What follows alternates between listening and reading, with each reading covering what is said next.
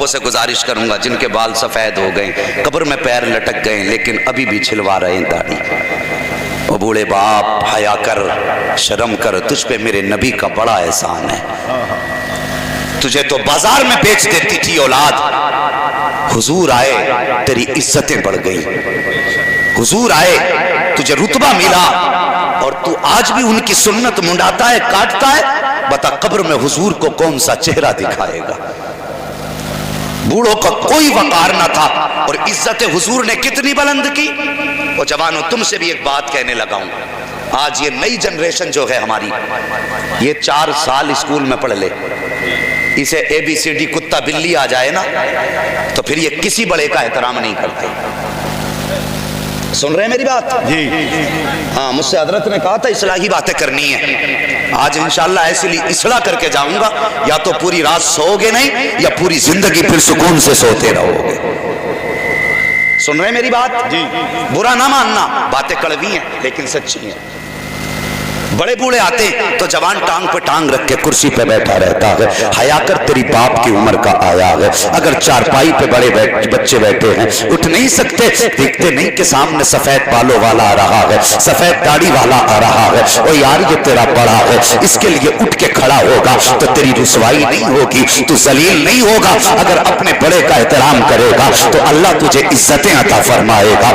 آج بڑوں کا احترام نہیں کرتے ہیں، بڑوں تو چھوڑو صاحب، آج اپنے باپ کا اولاد احترام کرنے تیار نہیں ہے، آج اپنے باپ کو طرح طرح کے تانے دیے جاتے ہیں۔ شرم کرو، اپنے باپ کے خلاف زبان نہ کھولا کرو، بڑی آسانی سے کہہ دیا کرتے ہو تم نے ہماری زندگی میں کیا کیا ہے، ہمارے لیے کیا کیا ہے، اور نادان کس سے بول رہا ہے کہ تم نے میرے لیے کیا کیا ہے۔ ایک آدھار کارڈ سے اپنے باپ کا نام ہٹا دے، دنیا تجھے حرامی کہہ کے آوازیں دے گی، اور تیرے باپ کے نام کی برکتیں ہیں جو تجھے سماج میں عزتیں مل رہی ہیں۔ اور یار اپنے باپ کا احترام نہ کرنے والے سوچ، جن کے چہرے پر سفید بال ہو جاتے ہیں، مدینے والے آقا کہتے ہیں جو سفید بالوں والے کی عزت کرے گا گویا وہ مدینے والے محمد کی عزت کر رہا ہے۔ نعرہ تکبیر، نعرہ رسالت، علماء اہل سنت، مسلک اعلی حضرت، جشن عید میلاد النبی مفتی محمد عباس صاحب قبلہ، نعرہ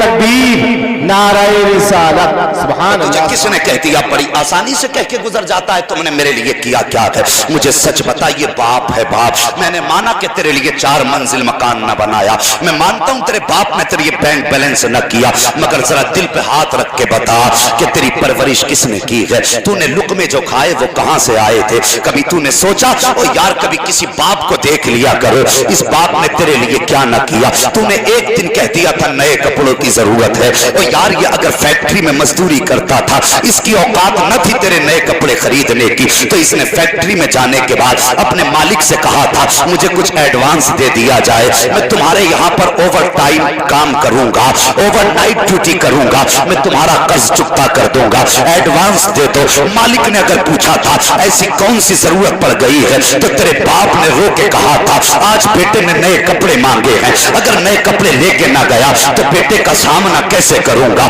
اگر بیٹے کو نئے جوتے نہ پہنائے تو اس کا سامنا کیسے کروں گا؟ تجھے حیا تک نہیں آتی، بڑی آسانی سے کہہ دیتا ہے تم نے میرے لیے کیا کیا ہے۔ اللہ اکبر، کبھی باپ کے حالات کو دیکھا کرو، اور یار یہ باپ ہے باپ، تجھے پتا تک نہیں ہے کتنے لوگوں کی گالیاں کھاتا تھا تب مزدوری کر کے واپس آتا تھا، کتنے امیر دھکے دیتے تھے لیکن یہ تیرے لیے لقمے کما کے لاتا تھا، تو نے باپ کی محنت کو جانا نہیں ہے۔ اور یار جب دنیا سردی میں بستر پہ لیٹتی تھی یہ مزدوری کے لیے کڑاکے کی سردی میں نکلتا رہا، جب دھوپ سے بچنے کے لیے پرندے بھی درختوں کے سائے تلاش کرتے تھے، یہ دھوپ میں تیرے لیے چلتا رہا۔ مجھے پتا تو صحیح تو نے کتنی آسانی سے کہہ دیا تم نے میرے لیے کیا کیا ہے، کبھی باپ کی قربانی کو سمجھو تو صحیح۔ اور یار بارشیں ہوتی ہیں تو جانور سائے تلاش کرتے ہیں، لیکن ایک باپ ہوتا ہے اس کے سینے میں اولاد کا پیار ہوتا ہے، بادل گرجتے رہے रहे इसके कदम नहीं रुके हैं, बारिश बरसती रही इसके कदम नहीं रुके हैं, ओले गिरते रहे इसके कदम नहीं रुके हैं। मुझे पता तो सही कितनी मशक्कतों से एक एक लुकमा कमा के लाया है, तब जाके तेरी परवरिश की है, और तू आसानी से कह देता है तुमने मेरे लिए किया क्या है। और अल्लाह का शुक्र अदा कर, अगर तेरी दहलीज पे बाप बैठा हुआ है तो तू नसीबों वाला है। अगर ये चला गया तो खुदा की कसम तेरे पास दौलत तो होगी लेकिन बाप नहीं होगा, तेरे पास शोहरत तो होगी लेकिन बाप नहीं होगा, तेरे पास इज्जत तो होगी बाप नहीं होगा, दुनिया सलाम करेगी मगर खुदा की कसम तुझे सुकून तब मिलता था जब बाप मुस्कुरा के देखता था। आज सलाम करने वाले तो है, कोई प्यार से बेटा कहने वाला नहीं है। आज इज्जतें देने वाले तो है, कोई बाप का प्यार देने वाला नहीं है। आज तुझे सर पर बैठाने वाले तो है लेकिन प्यार से सीने लगाने वाला नहीं है।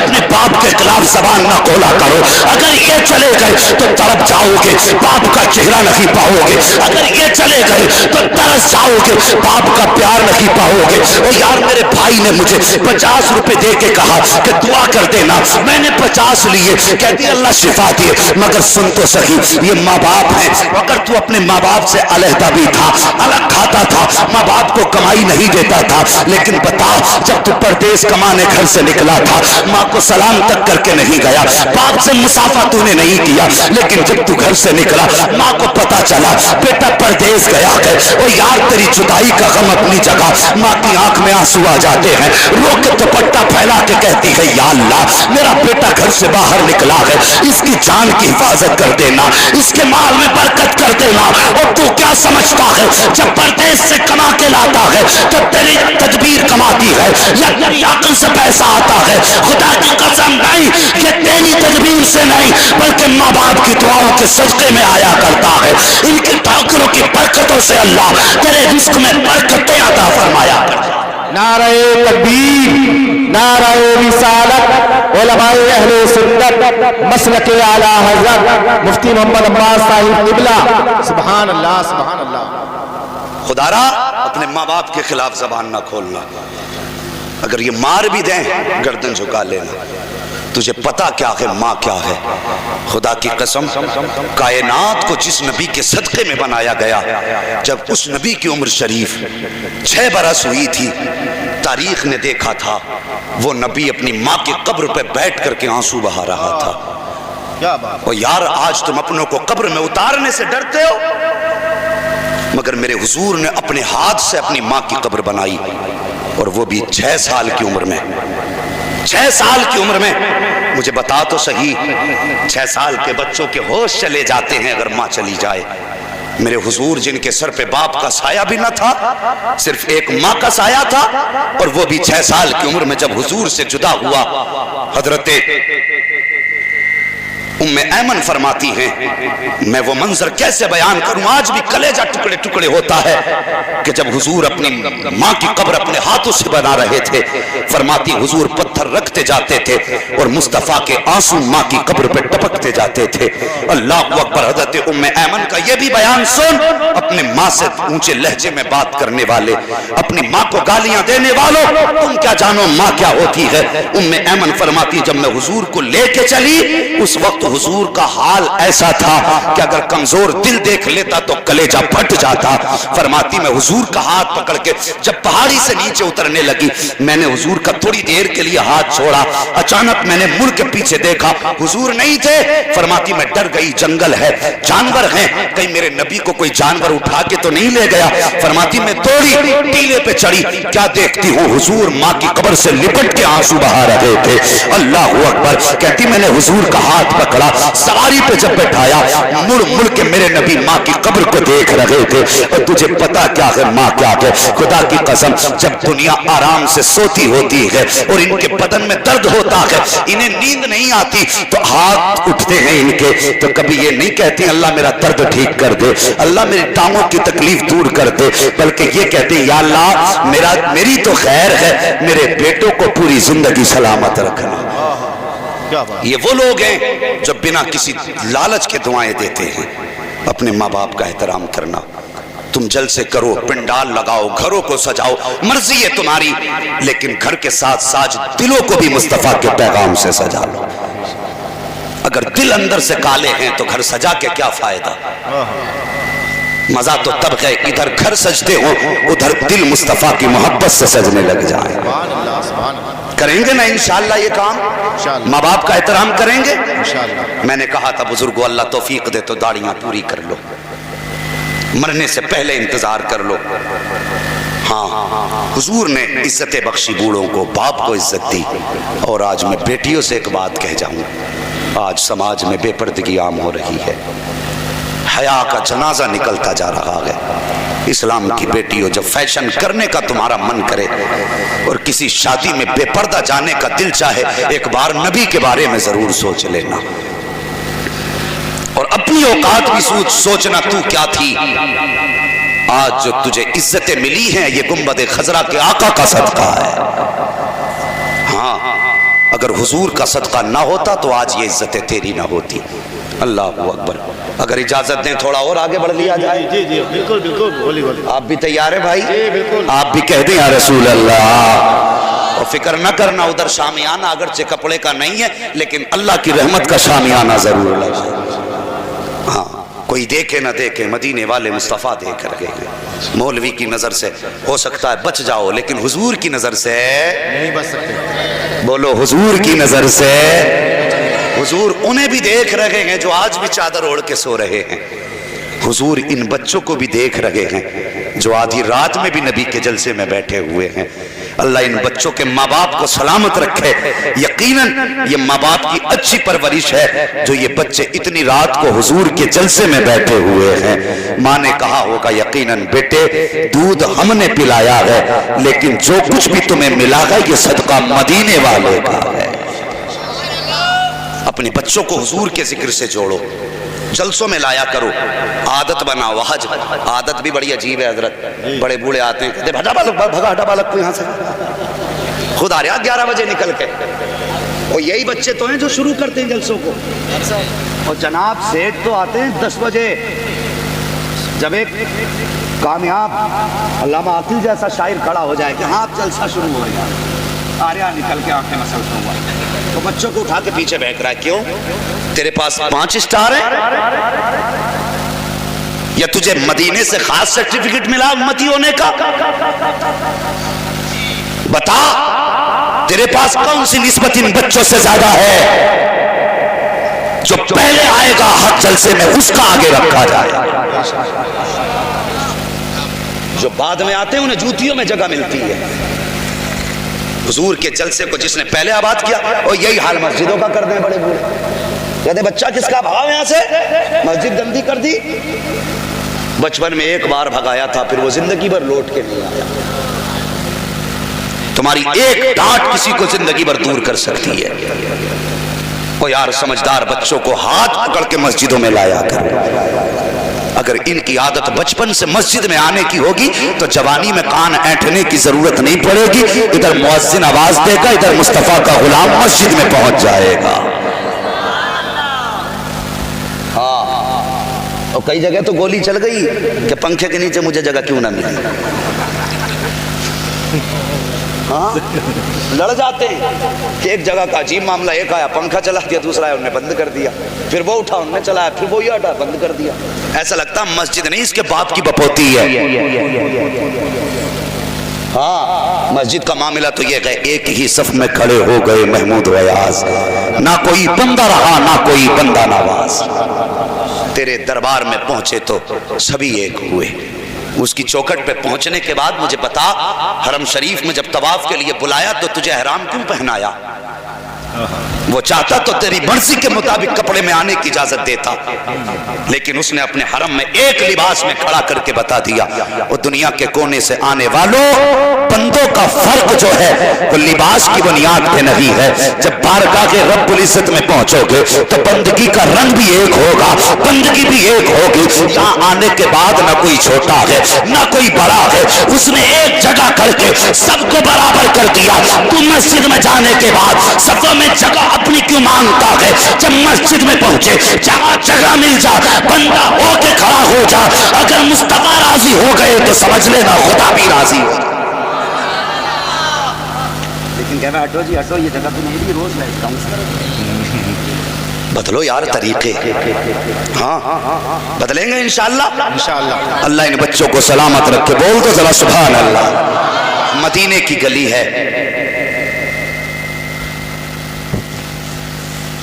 اس گلی میں مصطفیٰ کے صحابہ اور حضور خود جب چلا کرتے تھے تو خدا کی قسم جو ہواؤں کے جھونکے ان سے ٹچ ہو کے آتے تھے ان سے مشک و عنبر کی خوشبو آیا کرتی تھی. ہاں. اور ایک بات بتا دوں, مجھے بتائیے حضور کی شان کیا ہے؟ یہ وہ کیا جانے جن کے یہاں پہ وہ ہوتا ہے اور پجامے ہوتے ہیں. سمجھ گئے نا بات؟ بس پوری بات ایسی ہی سمجھ لو. میرے حضور کا ذکر کیا ہے اور ان کی شان کیا ہے, ذرا غور کریں. آپ کسی بھی مسجد میں چلے جائیے, بائیں جانب سے زیادہ افضل صف دائیں جانب کی ہوتی ہے. یہی ہے نا حضرت؟ اگر صف ہے نماز کی تو جو داہنی جانب کھڑے ہوں گے امام کے وہ بائیں جانب والوں سے افضل ہوتے. مگر مسجد نبوی میں جائیے, وہاں کا حساب ہی الٹا ہے. جو بائیں جانب کھڑے ہوتے ہیں وہ دائیں جانب والوں سے افضل ہوتے ہیں. اس کی وجہ کیا ہے جانتے ہو؟ کیونکہ نمازیوں کی بائیں جانب میں میرے حضور کا روزہ موجود ہے. اللہ اکبر. جو حضور کے روزے کے قریب کھڑے ہوتے ہیں وہ زیادہ افضل ہوتے ہیں. پتہ چلا اس کے طفیل حج بھی خدا نے کرا دیے. اصل الاصول بندگی اس پاک در کی ہے. سمجھنے بات؟ وہ میرا نبی. اللہ اکبر. ایک دن بیٹھے ہوئے ہیں حضور, ایک حسین جوان گزرا, چہرے پہ نور ہے, خوبصورت جوان ہے. حضور کی نظر پڑ گئی. اللہ اکبر. آقا کی نظر جس پہ پڑ جائے پھر کیا تھا, پھر تو رحمتیں اس کا طواف کرنے لگ جاتی تھی. اللہ اکبر. حسین چہرہ دیکھا اور میرے آقا دیکھ کے دل میں خیال آیا, یا اللہ اتنا خوبصورت بندہ اور یہ کفر پہ ہے, اے اللہ اگر یہ دوزخ میں جائے گا تیرے محبوب کو درد ہوگا, اسے ایمان کی دولت عطا فرما دے. اتنا حضور نے کہا ہے. ابھی صبح کا سویرا نمودار ہوا ہے, نبوت کی چوکھٹ پہ دستک ہوتی ہے. آواز آئی کون؟ کہا کہ دہیا کلبی ہوں. اللہ اکبر. قبیلے کے سردار ہیں اپنے. حضور کے کہنے پہ دروازہ کھولا گیا, دہیا کلبی اندر آئے ہیں. میرے حضور نے اپنی نبوت والی چادر دی, فرمایا دہیا اسے بچھا لیجئے, اس پہ بیٹھ جائیے. حضرت دہیا کلبی جو کل تک کفر پر تھے آج حضور کی چوکھٹ پر آئے ہیں. حضور نے دعاؤں میں جو مانگ لیا ہے, جو مزمل والی چادر دی ہے انہوں نے بچھائی نہیں ہے بلکہ ہاتھ میں لی, سینے سے لگائی ہے. کہتے ہیں آقا اس چادر کی جگہ میرے قدموں میں نہیں ہے بلکہ میرے دل میں اس کی جگہ ہے. اس کے بعد کہا تھا یا رسول اللہ اب میں آپ کی بارگاہ میں غلام بن کر کے آیا ہوں, آقا کلمہ پڑھائیے, اپنا بنا لیجئے. اتنی بات دہیا کلبی نے حضور سے کہی ہے. میرے حضور نے کلمہ پڑھایا. جب کلمہ پڑھایا ہے دہیا کلبی پھوٹ پھوٹ کے رونا شروع کر دیتے ہیں. جب درد کے ساتھ روئے ہیں دہیا کلبی, آقا فرماتے ہیں دہیا کلبی کیوں رو رہے ہو؟ کہتے نہیں یا رسول اللہ میں اس بات پہ رو رہا ہوں, میں نے اتنے بڑے بڑے پاپ کیے ہیں, آقا کیا میں بخشا جاؤں گا؟ میرے نبی نے فرمایا اللہ بڑا کریم ہے دہیا کلبی. اللہ اکبر. کہ اگر بندہ توبہ کر لیتا ہے تو رب اس کے گناہوں کو معاف کر دیتا ہے. اس کے بعد دہیا کلبی پھر بھی روتے جا رہے ہیں. اللہ اکبر. آقا فرماتے ہیں دہیا کلبی اب کیا بات ہے, کیوں رو رہے ہو؟ تب انہوں نے رو کے کہا تھا یا رسول اللہ گناہ اتنا بڑا ہے لگتا ہے کہ بخشا نہیں جائے گا, اتنے بڑے پاپ کر کے بیٹھا ہوں لگتا ہے معافی نہیں ہوگی. میرے حضور نے فرمایا بتا کون سا ایسا پاپ کر کے بیٹھا ہے جو ابھی تک تیرے دل پہ بوجھ بنا ہوا ہے؟ کہتے ہیں یا رسول اللہ جب آپ آئے نہ تھے, آپ نے اعلان نبوت نہیں کیا تھا, اس وقت ہمارے دور کا ہمارا حال یہ تھا کہ ہم بیٹیوں کو قتل کر دیا کرتے تھے. یا رسول اللہ میں اپنے قبیلے کا سردار تھا, میں نے اپنے قبیلے کی 70 بیٹیوں کو زندہ دفن کیا تھا. یا رسول اللہ کیا بتاؤں؟ کہتے ہیں آقا پھر ایک دن میں پردیس جانے لگا, تجارت کے کام سے جا رہا تھا. جب تجارت کے کام سے نکلا میری بیوی امید سے تھی, میں نے اپنی بیوی سے کہا اے میری شریک حیات پردیس جا رہا ہو, اگر بیٹا ہو تو شان سے پالنا, بیٹی ہو تو گلا دبا کر کے مار دینا. کہتے ہیں یا رسول अल्लाह मैं तो कह के चला गया। कुछ दिन के बाद वापस आया, मैंने देखा मेरे घर में कोई बच्ची न थी। मैंने बीवी से पूछा, मेरी शरीक हयात बता तो सही, तेरी गोद में बेटी आई थी कि बेटा आया था? कहा जैसी मैंने इतना कहा, मेरी बीवी मुझसे कहने लगी, मेरे सरताज तेरे घर में बेटी आई थी, मैंने गला दबा के मार दिया। मगर जानते हो, जब इस औरत के घर में बेटी पैदा हुई थी तो इसने गला नहीं दबाया था। जब गले की तरफ हाथ बढ़ाया, दिल में ख्याल आया तू एक माँ है और हर माँ की तारीख लिखी जानी है। जब तेरी तारीख लिखी जाएगी, दुनिया तुझे जालिम कहेगी, कोई तुझे डायन कहेगा, का अपना नाम बिगाड़ना चाहती है। इतना ख्याल आया, इसने अपना हाथ बच्ची के गले से हटा लिया। फिर दिल में ख्याल आया, अगर शोहर आएगा तो वो इसे कत्ल कर देगा। अक्लमंद थी, अक्ल ने कहा कि अपने घर परवरिश न करना, जब शोहर आए पड़ोसन के घर पहुंचा दिया करना। इसी तरीके से बच्ची को पालती रही। फिर एक दिन वो आया कि बच्ची ने दहलीज पे शऊर की कदम रखा है, कई साल गुजर गए हैं। फिर एक दिन जब इसका शोहर घर आया है, इत्तेफाक से बच्ची अपने घर पे मौजूद थी। ताहिया कल भी कहते हैं, या रसूल अल्लाह,